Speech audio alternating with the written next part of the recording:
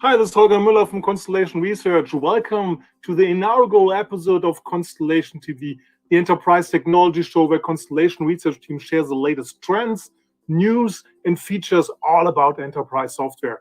With me is my fellow co-host, Liz Miller. Hey, Liz, how are you doing? I'm doing great. It's the Miller show, I think is what we're going to rename it. Did you know there was a TV show? With her name? 1991, the Miller and Müller show. See, first a beer, then a TV show. We're just taking over. It's fine, Holger. It's not made up. Susan Savoy was Bonnie Miller, a detective, and Desiree Nosbusch. Everybody in Germany who know me, she was one of our dreams person, was Sergeant Kim Müller from Germany.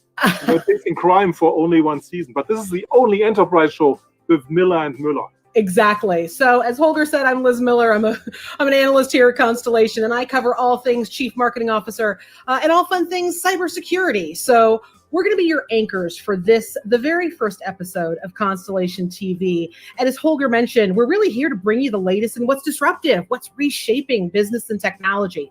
And in every episode, you're going to hear from our fellow analysts and from leaders across our network of business transformation experts and influencers, as well as from cutting edge vendors. So in fact, in just a little bit, I'm actually going to put some of our colleagues in the hot seat. We're going to have Doug Henshin and Diane Hinchcliffe.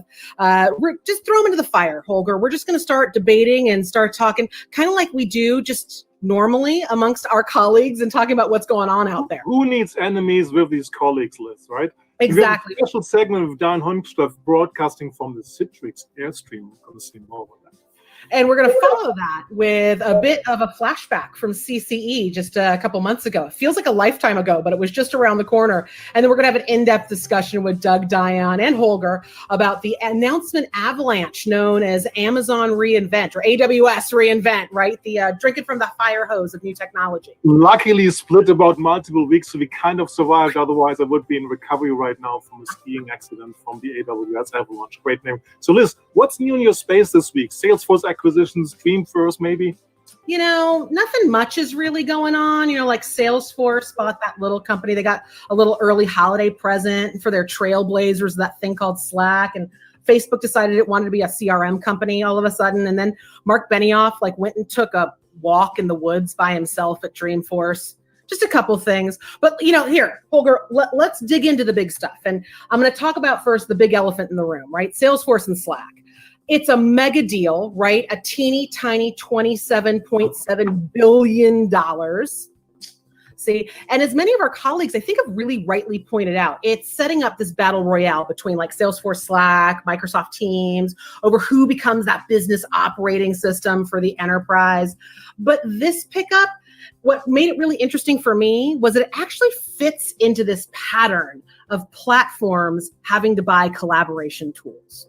Right? It's really about talking about those connections and those tools around how people want to work with all the technology that they've been amassing over the past year or so. Around about a month ago, Holger, Adobe scooped up Workfront, right? And I think we were all kind of like, wait a minute, like all of a sudden workflows became something really important. That $1.5 billion acquisition that was bringing some rigor to workflows across creative, marketing, and IT.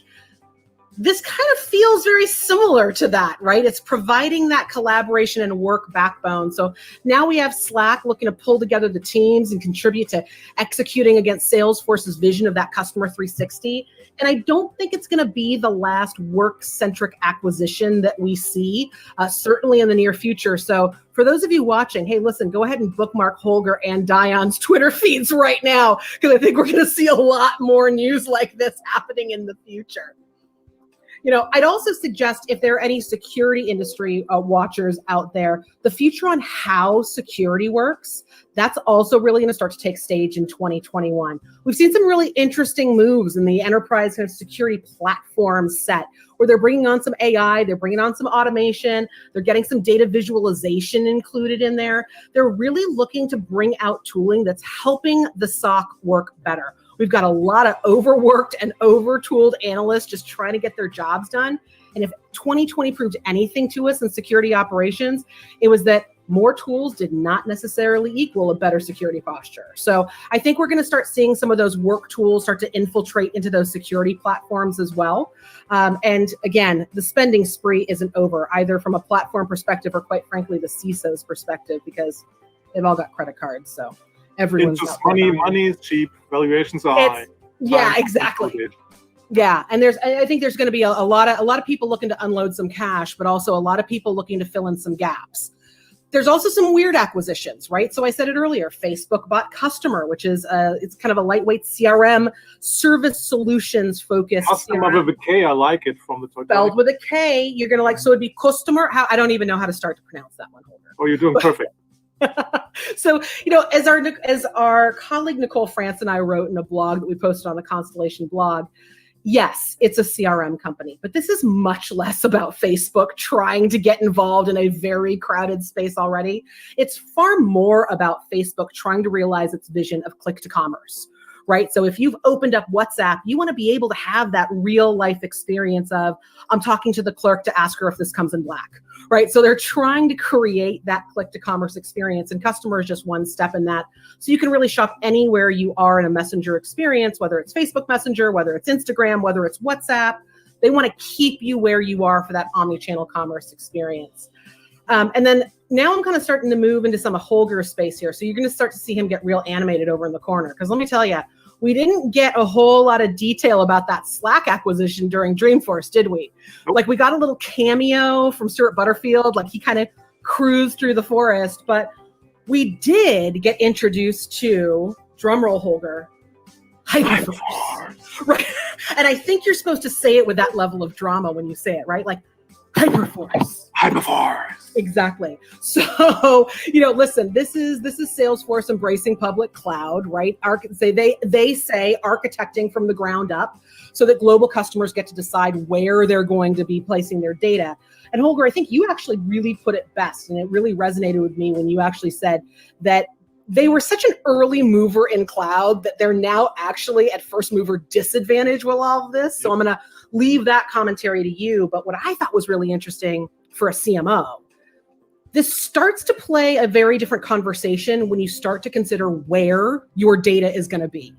And as a CMO, as we start to think through all the different regulatory demands that our new marketing and engagement challenges have, from GDPR, CCPA/CPRA, Brazil's LGPD, South Korea's amended Personal Information Privacy Act, Australia's Privacy Act. Everyone's going through a refresh of their privacy acts right now.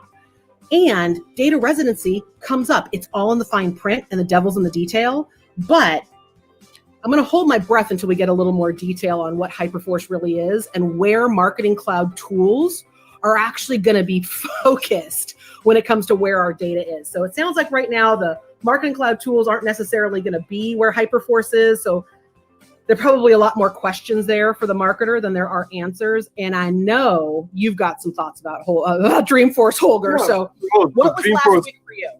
Yeah, Dreamforce as usual, lots of announcements, not so much suspense. I think this was even more ever than before, but the key thing, you said it, Salesforce is the first generation cloud vendor moving on infrastructure as a service to not only offer the architectural elasticity, but also the commercial elasticity. When the customers don't use stuff, they do less.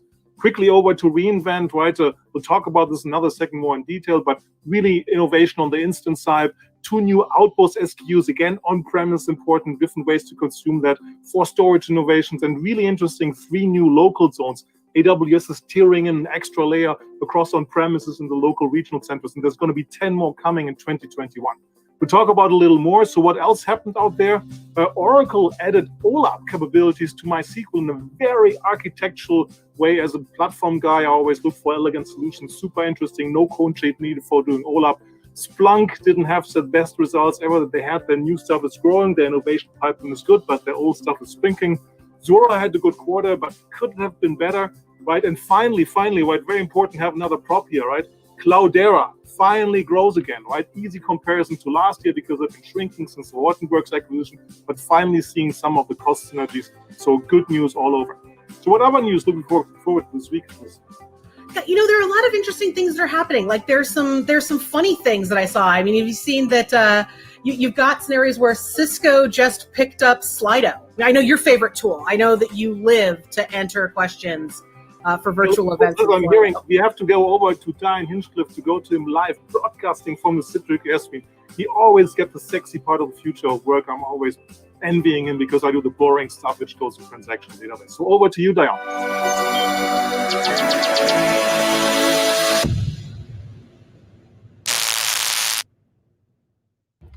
It's actually not a bad location. So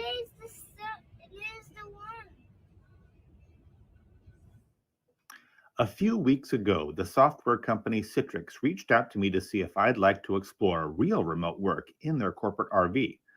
Of course, I jumped at the chance to see if the family and I could really live and work together in such a close space, like so many are during 2020.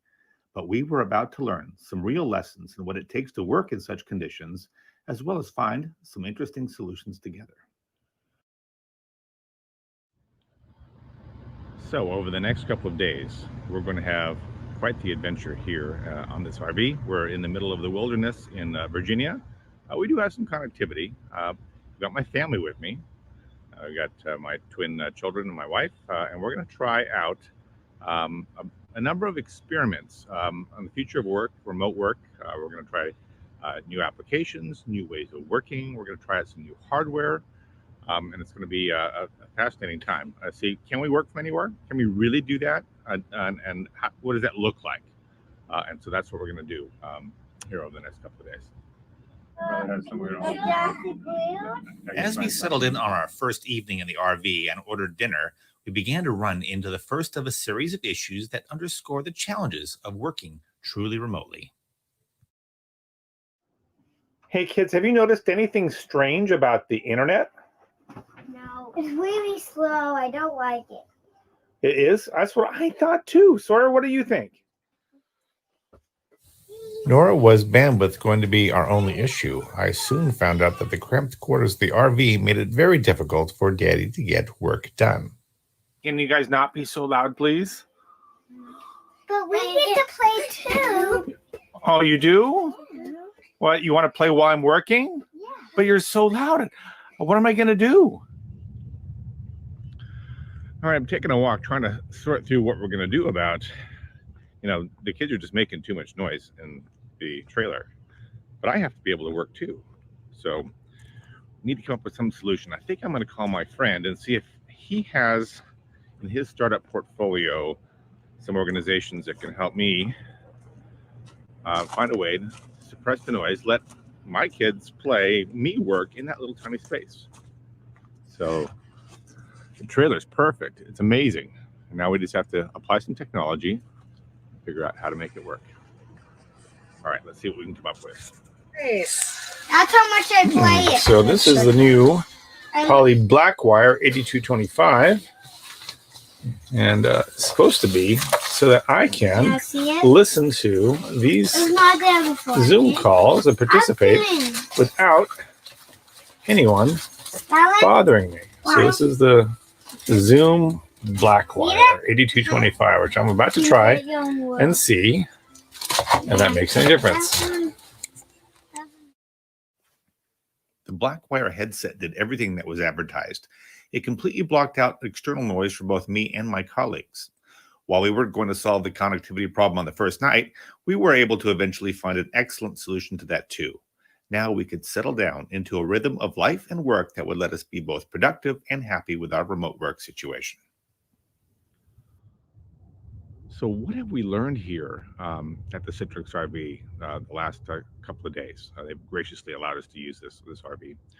It has some great connectivity. And my family and I, my wife and my two twin children have been living on here. I've been having to work the whole time, right? And the kids have been playing pretty hard. They're 5 years old.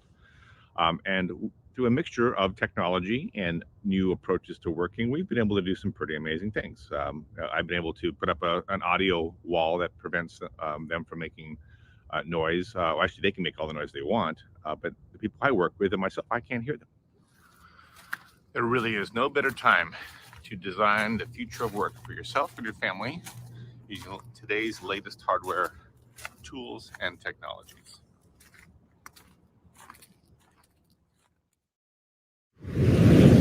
And now we'll take a quick flashback to CCE 2020, where Vint Cerf, the father of the internet, shares with the CCE audience where the Interspecies Internet is heading.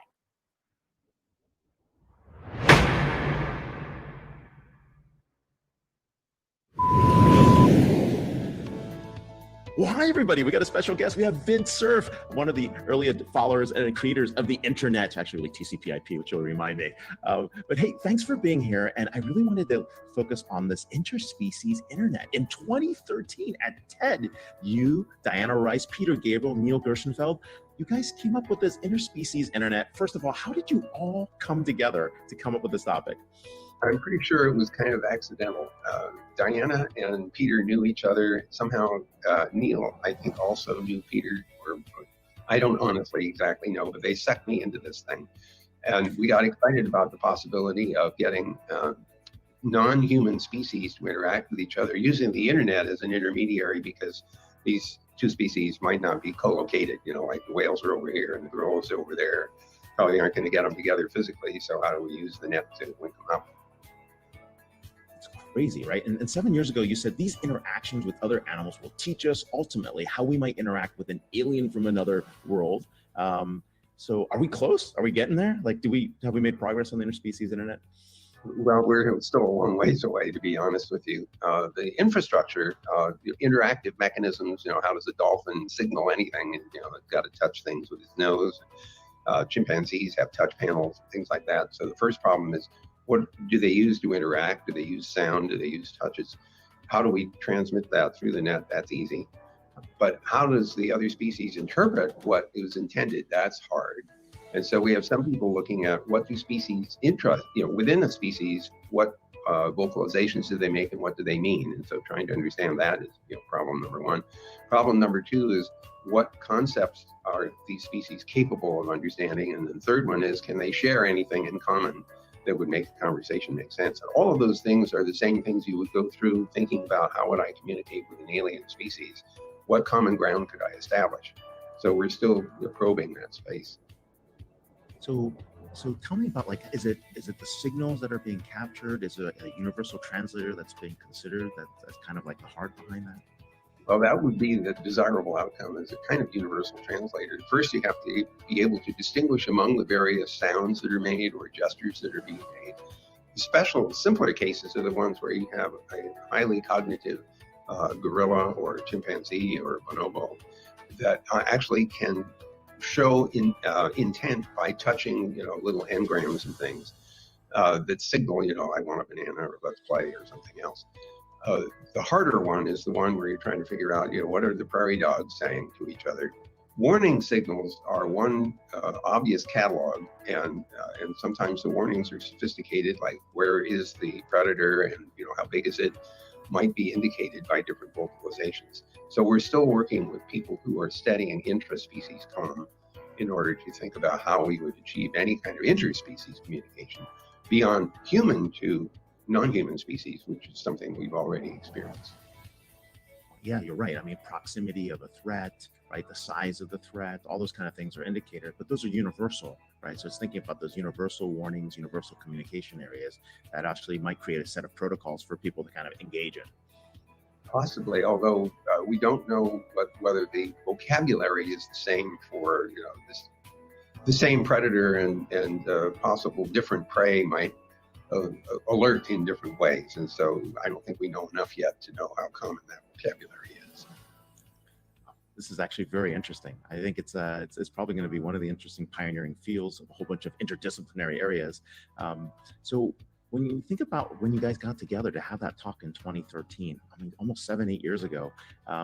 So what was the outcome of that from the TED? Did other people come up? Did they say, hey, we're going to research fund this? We're going to think about this in a different way?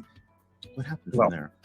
So actually several things have happened. We've had 2 meetings in the last 2 years, assembling about 100 or so people together who are studying different species and their communication modes.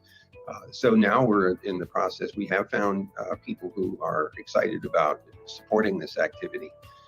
So we're now planning several other workshop style meetings online, because we can't get together face to face over the course of this year. and hope to find a way to formulate specific plans, building interfaces for various species, and then using internet wars to link everything together. So we're starting to see some real motion in the last couple of years, bringing people together. The Jeremy Collar Foundation is funding prizes and conferences on this topic. And so that will be probably the major events of this year. In December, we'll be recognizing pioneers in the space. And then next year, we hope to bring together a group of people for more workshops. Wow, this is massively fascinating. For people who are interested in going forward and getting part of it, where do you suggest they go? Well, if they go to interspecies.io, they'll find everything that we have going on, and they're more than welcome to join us at that website. Vin, hey, thank you so much for these quick 5 minutes talking about the Interspecies Internet, getting an update from 2013. Thank you so much for being here. It's always a pleasure. Take care. See you on the net. Right. See you on the net. And now we are back, and I have got this crew with me. I got Holger, Diane, and Doug. We're going to talk a little AWS Reinvent. Just watching all of your Twitter feeds from last week and this week, there is a lot to run through. So let's just dive right in. Diane, I'm just going to toss you right into the fire first. What's the biggest unsung theme that you thought emerged from Reinvent? So in other words, what jumped out at you from in between the announcement lines? Well, I think it's pretty clear that the message was that Jeff Bezos is here for nearly 100% of your IT budget. They want to run everything, right? They're not content to have your household budget. They want all of your IT as well. So they have a big, fast march to the edge. They don't want to be second to anyone in any part of the cloud. So they're going for edge. They're going for hybrid. Even if you're a Microsoft customer, they want to take your workloads too. They have the new Babelfish for Aurora that allows you to migrate and run your Microsoft SQL Server workloads right in Amazon. So you can just move all your Microsoft IT over to them too, right? So it was clear they're going for every single part of the cloud. They're not leaving anything out. I mean, the depth of the breadth, everything from all the new Outpost options, the new bare metal. They run workloads on their own hardware as fast as bare metal everywhere else. I mean, they're going for it all. That's the message. We are your new overlords. But I feel like, is it going to work? Like, Doug, Holger, is that where we should be going? I actually think there had a lot of V2 announcements, a lot of fill-in announcements, and they're kind of also sending the message that we're going to help you make the most of the services we already have, and we're kind of addressing this idea of services sprawl. We're paring down and making what we already have better and easier to use. Yeah. My traditional question to Andy Jassy has been for the last 6 reinvents, because I always have this curve of more stuff happening. It's like, isn't this getting too complex? And we know it's getting too complex, right? Customers can't figure out how to do something. I speak to, say, use case 3 IoT references, and Liz, you've done it differently than you, Doug, than you, Diane, as a reference for it. And then I'm thinking, well, wow, what's my team going to do? Are we going to deliver to it? So for them to slowing down, Andy Jassy even acknowledged that in my question to him. So slowing down, packaging things up, creating more functionality, I think is a very positive welcome sign. But where you have to give them respect is what Diane said originally, right? Because they strategically, and they've stated it publicly, they go after the IT budget and what are the pain points, what are the difficult things to do. And the good news for them, everything which is above a retailer's profitability is a win for them, right? So even low-cost scenarios, which other people can't even go into because they're not profit margin for them, they're good for AWS. They're going to be like the toilet paper subscription. Even a Mac Mini Cloud, right? Yeah. The Costco of IT, if you will. It's the Costco of IT. I like that one, Diane. That's awesome. Hey, Doug, you wrote a really great blog post right after week 1 of Reinvent. And as a reader, thank you for not outlining all 35 announcements that went on that day. Thank you. But listen, you noted something really interesting in the rollout of some of the SageMaker tools. You noted that the announcements in 2020 were filling a gap, and you just mentioned it earlier as we were talking. So anything left that still needs to be filled? Like, are we still about to walk into a big hole there or something? Well, let me get back to you on just how they filled it. I think there's still some open questions there. But yeah, week 1, SageMaker Data Wrangler, Feature Store pipelines, more coming in week 2.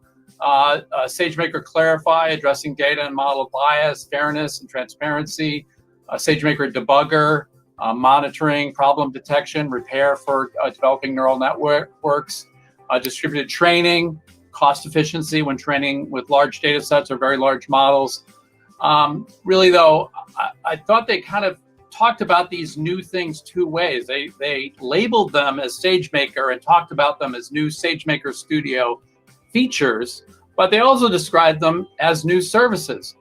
I don't think you can have it both ways. I think are you addressing the services sprawl? Are these included features of SageMaker Studio, or are they distinct new services that are going to have their own costs? I have questions out to them. I've yet to hear back, but customers should investigate and understand their costs when pursuing use of these new announcements. I think they're shifting their weight, and at least I'm happy that SageMaker has an umbrella messages there. I would love for them to say SageMaker 2020 or whatever they come up as a version that that all fits together, right? So that's what we're seeing. Then transition, right? It's getting better. So Holger, your comment I thought was really interesting, and so I'm gonna put the spotlight on you here for a second. Right after week 1, you said AWS is a software vendor now. Yeah, they're becoming a traditional IT company, right? So 2 years ago, the big news is they're in hardware, right? And they confirmed that I mentioned in the news one up, right? 2 new SKUs to deploy hardware on premise, right? So there's no difference anymore from the overall offering between, say, a Dell, an HP, a Cisco, and AWS, which they probably don't want to hear, but they all offer some kind of cloud service, hardware, and software, right? And the software offering was both their proprietary ECS service and EKS, the Kubernetes build service, which they say, we're going to give it to your software, and you can install it where you want. And people said, can I install it on Google? Can I install it on Azure? And it's yours. You can install it where you want, right? And this is implications of saying there has to be a release, there's to wait to update this, but all of a sudden AWS is a software vendor. It's a small beginning, of course, but there might be more follow, right? They just stopped short at the point where Google is right now saying, we're going to run our software managed for you on the other clouds, right? They toss it over to the customer and say, hey, do something with the CDs or the downloads, whatever. I'm not sure if there's going to be CDs or DVDs of this anymore, right? But you own the software, you're the download, right? They should stop short of that. I think ultimately market pressure will put them to the point to say, because we talked SageMaker, well, here's SageMaker running on Azure, and you can use the same tools and productivity things which familiar from SageMaker, no matter what the cloud is. I think that's the writing on the wall we see in the cloud market going forward. Is this what CIOs want, Diane? You talk to a ton of folks out there, and you're talking to a lot of folks that they're trying to grapple with not only just AWS and cloud, but do they want AWS to be a software vendor? Is this where kind of the market wants them to head? Well, the CIOs love it when everything works together, right? When there's one throat to choke, right? There's one person to call when things go wrong. But they also want best of breed, and nobody can offer best of breed in every single thing. Even Amazon has weaknesses in various parts of their web services. And so they want to be able to mix and match. And that's getting easier and easier. I just recently wrote a big piece about that. And so, yes, they absolutely want that, but they want to be able to run the strengths for each platform wherever they can, and I think that's where we're going to be. And Amazon didn't mention any competitive cloud services at reInvent. It was very interesting. They said hybrid, but that's what they mean, being able to run even Amazon on other clouds. Yep. How many? So just real quick, how many announcements do you think are going to happen at reInvent 2021, Doug? Like, are we going 40? Are we just going for it? I think they'll rein it in, and again have more going deeper, filling in. And improving on what they already have out there. There's not a lot of new greenfield areas that they haven't already explored. I mean, they're in satellites, for Christ's sake. Great. So Holger, you thinking more or less? You going 40? You going 30? Oh, it's going to be more, no question, right? Because I mean, it's going to be the breadth of it, and then you count it as press releases, right? I mean, it's growing suite of software, hardware, services tools. So it's going to be more. There's no question about it. If they're going to be smart and put some things together, a different story. But you saw already more press releases. There's announcing a feature, and then there's announcing something that's a really new service that they haven't even done before. You're right, Doug. They're running out of truly new stuff because there's nothing else, right? Even the Mac Mini cloud is gone. Right? What else can you announce? I love it. I love it. Well, thanks, guys. We're going to awesome debate, and see you back in the water cooler. Awesome conversation, Holger. Awesome. And that is officially a wrap on episode 1 of Constellation TV. And for the audience, you guys have got a lot to look forward to. Episode 2, officially themed, I think, the pre-holiday, pre-2021, predictions episode.